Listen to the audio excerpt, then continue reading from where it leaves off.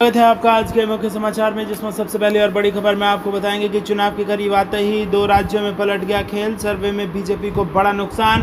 दूसरी खबर में जिक्र होगा लोकसभा चुनाव में राजस्थान में आएंगे चौंकाने वाले परिणाम, अशोक गहलोत ने कर दिया दावा। दोस्तों, तीसरी खबर में आपको बताएंगे कि सिरोही में प्रियंका गांधी ने पीएम मोदी पर कसा तंज और दिया जबरदस्त भाषण।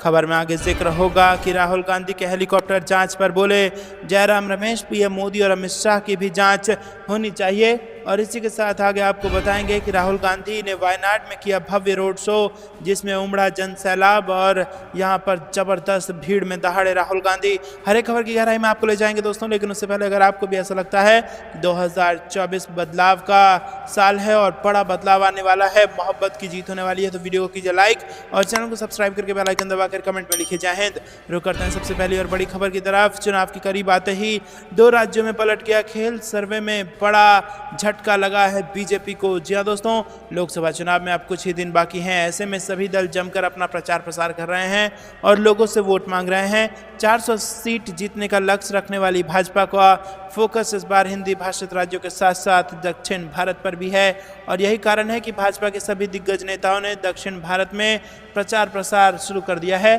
प्रधानमंत्री मोदी सोमवार को एक बार फिर दक्षिण भारत के दौर पर जा रहे हैं और वो केरल और तमिलनाडु में जनसभाएं कर रहे हैं। दूसरी तरफ इंडिया अलायंस बीजेपी को रोकने की कोशिश में है। इस बीच चुनाव से ठीक पहले बीजेपी को दोनों राज्यों में झटका लगा। कुछ समय पहले बीजेपी दोनों राज्यों में कमल खिलाती दिख रही थी, हालांकि अब दोनों राज्यों में बीजेपी का खाता तक खुलता नहीं दिखाई दे रहा है। जी हाँ दोस्तों, आपको बता दें कि एबीपी वोटर सर्वे में केरल में बीजेपी का सुपड़ा साफ होता दिखाई दे रहा है, तो सूबे की सभी 20 लोकसभा सीटों पर इंडिया गठबंधन की जीत नजर आ रही है और एनडीए को राज्य में एक भी सीट मिलने की उम्मीद नहीं है। वहीं हाल ही में सामने आए टाइम्स नाउ ईटीजी के सर्वे में 20 सीटों वाले केरल में कांग्रेस को 8 से 10 सीटें मिलने की उम्मीद थी, भाजपा को 1 सीट मिलने की संभावना जताई गई थी, लेकिन अब आपको बता दें कि इस ताजा सर्वे में उस 1 सीट पर भी नुकसान ही भाजपा को दिख रहा है। वहीं अगर तमिलनाडु की बात करें तो यहाँ पर सर्वे के मुताबिक तमिलनाडु में भी सीटें एनडीए को राज्य में 1 भी सीट मिलने के आसार नहीं है, जबकि यहाँ पर इंडिया गठबंधन सभी 39 सीटों पर जीत दर्ज कर सकता है और सर्वे में यहाँ एआईएडीएमके को भी कोई सीट मिलती नजर नहीं आ रही है। दोस्तों, आपको बता दें कि यहाँ पर दक्षिण भारत की ये 2 राज्य भाजपा यहाँ पर खाता भी खोल पाएगी कि नहीं, इसको लेकर जबरदस्त सवाल यहाँ पर बना हुआ है और सर्वे के नतीजे भाजपा की नींद उड़ा रहे हैं और भाजपा को संकट में डाल रहे हैं। रुक करते हैं अगली ब्रेकिंग न्यूज की तरफ। लोकसभा चुनाव में राजस्थान में आएंगे चौंकाने वाले परिणाम, अशोक गहलोत का दावा। जी दोस्तों, लोकसभा चुनाव के लिए प्रथम चरण का मतदान 19 अप्रैल को होने वाला है, जहां प्रथम चरण में चुनाव होने हैं और वहां बीजेपी कांग्रेस के स्टार प्रचारक चुनावी सभा कर रहे हैं। साथ ही दोनों पार्टियों ने अपने अपने घोषणा पत्र भी जारी कर दिए हैं और अब दोनों पार्टियों के नेता एक दूसरे के घोषणा पत्र को लेकर जमकर हमला बोल रहे हैं। इस बीच राजस्थान के पूर्व मुख्यमंत्री अशोक गहलोत ने बीजेपी के मैनिफेस्टो और पीएम मोदी पर जमकर निशाना साधा। पूर्व सीएम अशोक गहलोत ने बात करते हुए कहा कि पिछले 2 बार से बीजेपी 25 से सीटें जीत रही है, लेकिन अब हालात बदल गए हैं। अब माहौल कांग्रेस के पक्ष में है और कितनी सीटें आएंगी इसके बारे में मैं नहीं कह सकता, लेकिन परिणाम चौंकाने वाले आएंगे। अब हर दिन कांग्रेस के पक्ष में माहौल बनता चला जा रहा है। वहीं बीजेपी के मुद्दे 370, राम मंदिर आदि पर पूर्व सीएम गहलोत ने कहा कि ये तो इनके फैसले हैं, मुद्दा तो बेरोजगारी है, लेकिन उस पर ये लोग बात नहीं करते हैं। सत्ता में रहने वाली पार्टी को लोगों के ज्वलंत मुद्दों पर बात करनी चाहिए।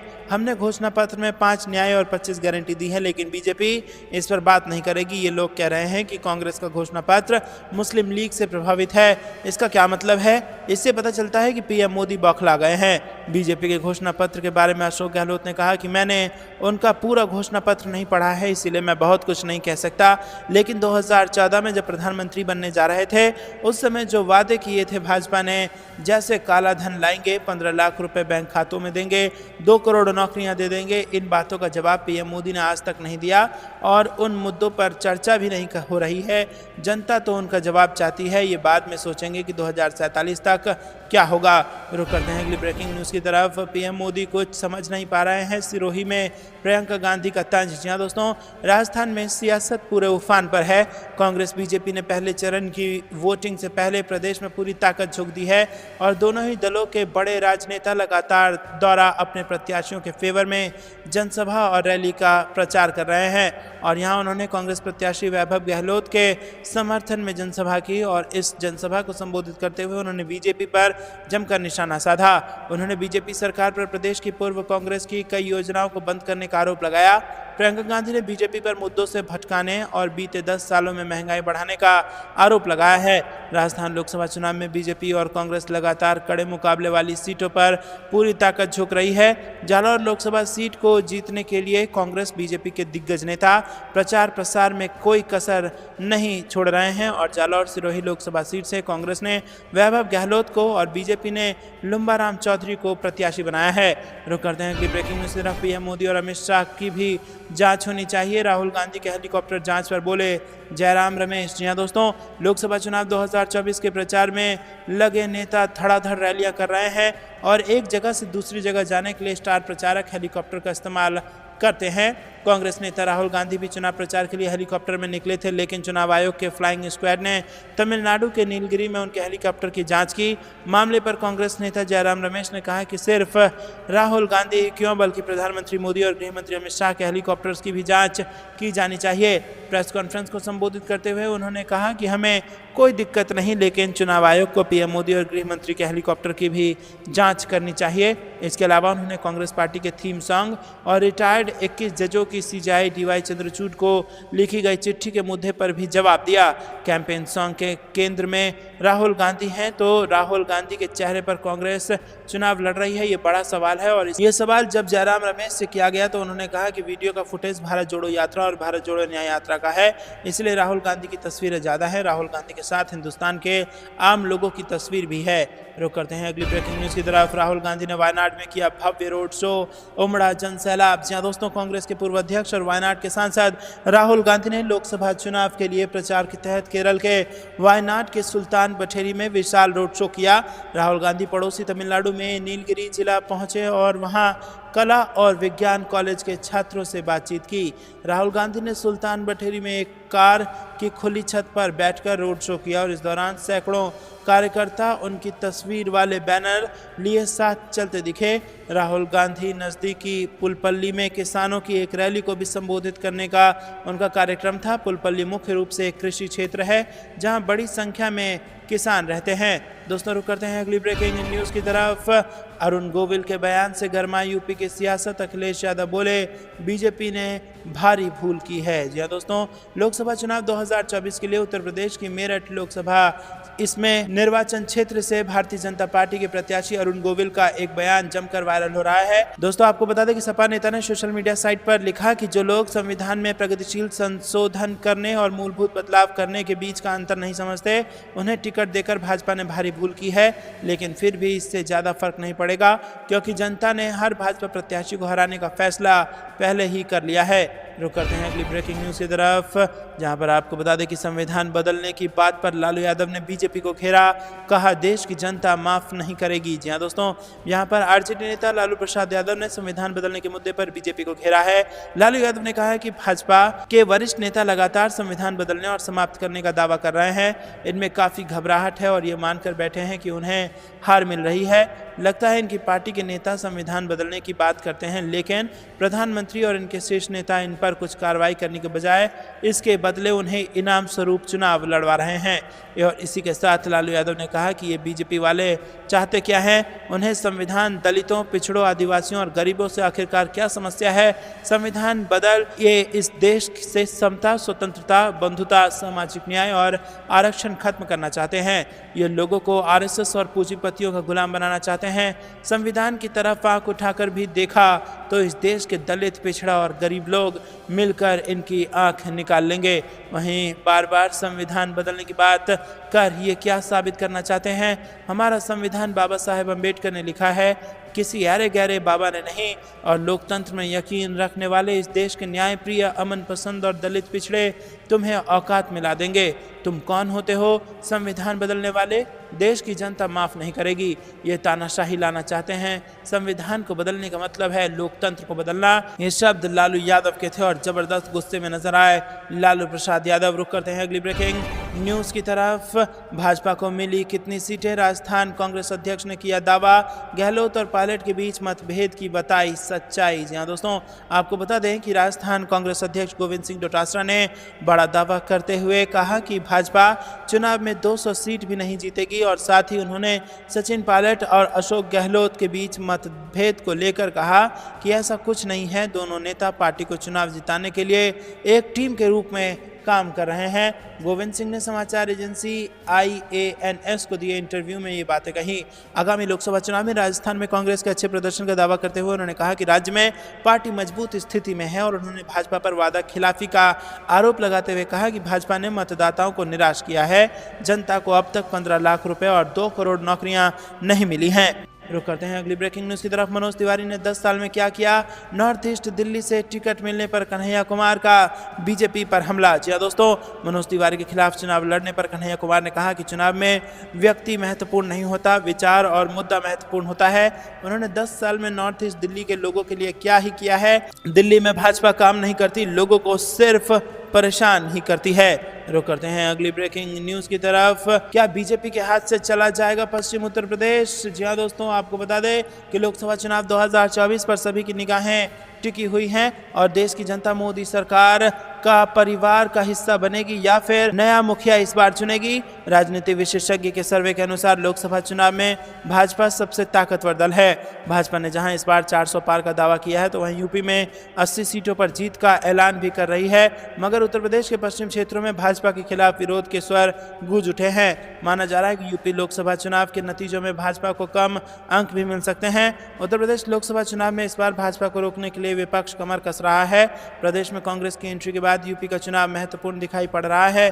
एक तरफ दिल्ली की सर्वोच्च कुर्सी पर पकड़ बनाए हुए भाजपा है तो दूसरी ओर छोटे छोटे दलों को साथ लेकर चुनाव लड़ रही कांग्रेस है और अपनी चुनावी रैलियों में पीएम मोदी कई बार ये दोहरा चुके हैं कि यूपी में भाजपा पूरी 80 सीटों पर जीत दर्ज करेगी। यूपी में राम मंदिर बनने से भाजपा को हिंदुत्ववादियों का पूरा सहयोग मिलने की उम्मीद है, लेकिन यूपी पश्चिम भाजपा के लिए मुश्किल पैदा कर सकता है। उत्तर प्रदेश में भले ही भाजपा के स्टार नेता योगी आदित्यनाथ की अमिट छाप बन गई हो, लेकिन पश्चिम जिलों में भाजपा के विरोध में आवाज़ें उठने लगी हैं। पश्चिम यूपी के क्षेत्रों में बीजेपी का विरोध उम्मीदवारों का जातीय समीकरण में फिट ना बैठना है। रुक करते हैं अगली ब्रेकिंग न्यूज़ की तरफ, जहां पर आपको बता दें कि बीजेपी छोड़ सकते हैं अनिल विज, नाम के आगे से हटाया मोदी का परिवार और अब दी सफाई। जी दोस्तों, यहां पर हरियाणा बीजेपी में इन दिनों सब ठीक नहीं चल रहा है। पार्टी के सीनियर नेता अनिल विज हाल ही में हुए बदलाव से नाराज बताए जा रहे हैं और वो नए मंत्रिमंडल के गठन में भी शामिल नहीं थे। इसके बाद से लगातार कई तरह की अटकलें लगाई जा रही हैं। इसी बीच अनिल विज के पार्टी छोड़ने को लेकर भी चर्चाएं चल रही हैं।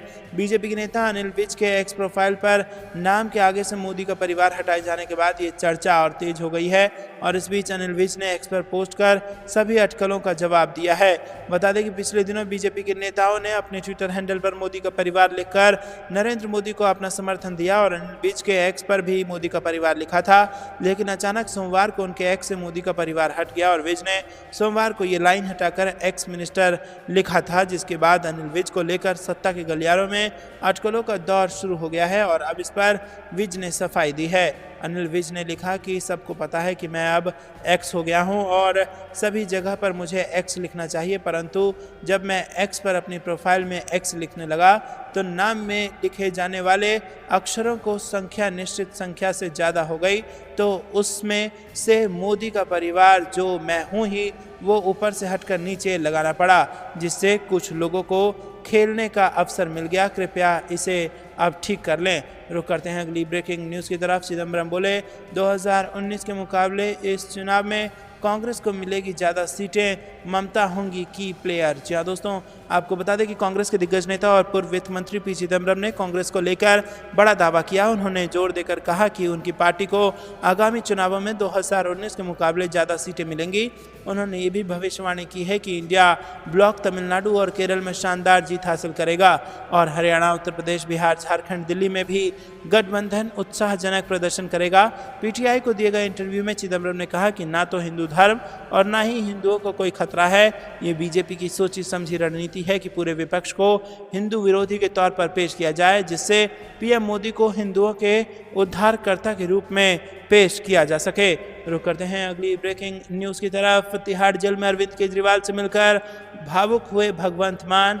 जी हां दोस्तों, आपको बता दें कि पंजाब के मुख्यमंत्री भगवंत मान ने सोमवार को दिल्ली के सीएम अरविंद केजरीवाल से तिहाड़ जेल में मुलाकात की और इसके बाद मान भावुक नजर आए। भगवंत मान ने कहा कि दो मुख्यमंत्री को आतंकवादी की तरह मिलवाया, ये तानाशाही की हद है। भगवंत मान ने कहा कि आधे घंटे तक मुलाकात थी, जैसे ही बैठा दिल को काफ़ी दुख हुआ। जो हार्ड कोर अपराधी होते हैं उन जैसी सुविधा भी केजरीवाल को नहीं मिल रहा है। शीशे के पार फ़ोन पर बात करवाई, शीशा भी गंदा था, शक्ल भी नज़र नहीं आ रहा था। केजरीवाल कट्टर ईमानदार हैं और उनसे ऐसा व्यवहार किया जा रहा है। भगवंत मान ने कहा कि मोहल्ला क्लिनिक बनवा दिया, इसी वजह से परेशान किया जा रहा है। केजरीवाल को गिरफ्तार कर लोगे लेकिन सोच को गिरफ्तार नहीं कर सकोगे। पंजाब के सीएम ने कहा कि उन्होंने कहा है कि मेरी चिंता मत करो, बताओ पंजाब की स्थिति कैसी है, वहाँ सुविधाएं मिल रही हैं कि नहीं। मैंने उन्हें बताया कि सब ठीक चल रहा है। विधायकों के लिए कहा कि मेरी चिंता मत करो, लोगों की करो। रुक करते हैं अगली ब्रेकिंग न्यूज़ की तरफ। भारत में केवल एक ही नेता हो, भाजपा का ये विचार अपमानजनक है, वायनाड में बोले राहुल गांधी। जी दोस्तों, कांग्रेस के वरिष्ठ नेता राहुल गांधी ने सोमवार को केंद्र में सत्तारूढ़ भारतीय जनता पार्टी पर देश में एक नेता का विचार थोपने का आरोप लगाया और कहा कि ये देश के लोगों का अपमान है। वायनाड से सांसद राहुल गांधी ने कहा कि भारत फूलों के गुलदस्तों की तरह है और हर एक का सम्मान किया जाना चाहिए, क्योंकि ये पूरे गुलदस्ते की सुंदरता को बढ़ाता है। उन्होंने कहा कि भारत में केवल एक ही नेता होना चाहिए, ये फिर प्रत्येक युवा भारतीयों का अपमान है। देश में एक से अधिक नेता क्यों नहीं हो सकते। राहुल अपने चुनाव अभियान के तहत एक रोड शो करने के बाद वायनाड निर्वाचन क्षेत्र में पार्टी कार्यकर्ताओं और मतदाताओं को संबोधित कर रहे थे। उन्होंने सवाल किया कि भारत में एक से अधिक नेता क्यों नहीं हो सकते। राहुल गांधी ने दावा किया कि यही विचारधारा कांग्रेस और भाजपा के बीच का मुख्य अंतर है।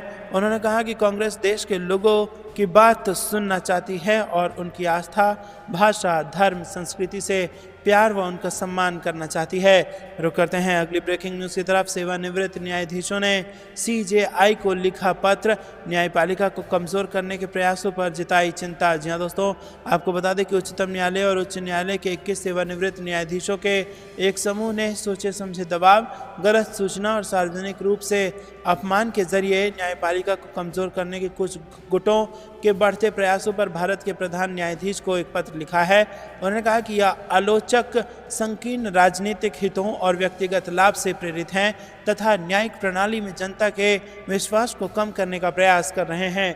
रुक करते हैं कि ब्रेकिंग न्यूज़ की तरफ। पूर्व सीएम कमलनाथ का भाजपा पर आरोप, कहा कांग्रेस नेताओं पर दबाव डाला जा रहा है। जी हाँ दोस्तों, आपको बता दें कि यहाँ पर मध्य प्रदेश के पूर्व सीएम कमलनाथ ने भाजपा पर बड़ा आरोप लगाया और अपने सोशल मीडिया एक्स पर लिखा कि भारतीय जनता पार्टी लगातार कांग्रेस के नेताओं पर दबाव डाल रही है और जो दबाव में नहीं आता उसके ऊपर छापेमारी और दूसरी कार्रवाई कर रही है। कांग्रेस के आदिवासी विधायक नीलेश उइके पर इस तरह का दबाव डाला गया, लेकिन वो इसके आगे झुके नहीं तो उनके ऊपर छापे डाले गए। रुक करते हैं अगली ब्रेकिंग न्यूज़ की तरफ। केजरीवाल की अर्जी पर सुप्रीम कोर्ट ने ईडी को थमाया नोटिस, 24 अप्रैल तक देना होगा गिरफ्तारी पर जवाब। जी हाँ दोस्तों, दिल्ली शराब नीति घोटाला मामले में जेल में बंद मुख्यमंत्री अरविंद केजरीवाल की स्पेशल लीव पिटीशन याचिका पर सुनवाई करते हुए ईडी को नोटिस जारी किया गया है। अदालत ने जांच एजेंसियों से केजरीवाल की गिरफ्तारी पर 24 अप्रैल या उससे पहले अपना जवाब दाखिल करने का निर्देश दिया और ईडी के जवाब के बाद 27 अप्रैल तक केजरीवाल को अदालत के सामने अपना प्रति उत्तर देना होगा। सुप्रीम कोर्ट में जस्टिस संजीव खन्ना और जस्टिस दीपांकर दत्ता की पीठ ने केजरीवाल की याचिका पर सुनवाई करते हुए जांच एजेंसी ईडी को नोटिस जारी किया है। अदालत ने ईडी को 24 अप्रैल या उससे पहले अपना जवाब दाखिल करने का निर्देश दिया है और साथ ही अदालत 3 दिन केजरीवाल को प्रति उत्तर यानी रिजॉइंडर के लिए दिए। कोर्ट ने अब इस मामले पर सुनवाई के लिए 29 अप्रैल की तारीख मुकर्रर की है। केजरीवाल की ओर से पेश वरिष्ठ वकील अभिषेक मनु सिंघवी ने सुप्रीम कोर्ट को बताया कि उन्हें चुनाव प्रचार से वंचित करने के लिए गिरफ्तारी की गई थी और उन्होंने कोर्ट से कहा कि मैं इस मामले की सुनवाई के लिए पास की तारीख की मांग कर रहा हूं। उन्होंने ये भी कहा कि अभी तक जितने भी आरोप पत्र दाखिल किए गए हैं उसमें केजरीवाल का नाम कहीं भी नहीं है। सुप्रीम कोर्ट ने सिंघवी को कहा कि आप अपनी दलीलें बहस के लिए बचा कर रखें और सिंघवी ने कहा कि उनको चुनाव में प्रचार भी करना है। तो दोस्तों आपको बता दें कि यहाँ पर सुप्रीम कोर्ट में यहाँ पर समय मिल चुका है। केजरीवाल ने दिल्ली हाई कोर्ट से झटका लगने के बाद उच्चतम न्यायालय का दरवाजा खटखटाया है और उन्होंने इस याचिका में अपनी गिरफ्तारी को चुनौती देते हुए ईडी की रिमांड को असंवैधानिक बताया है।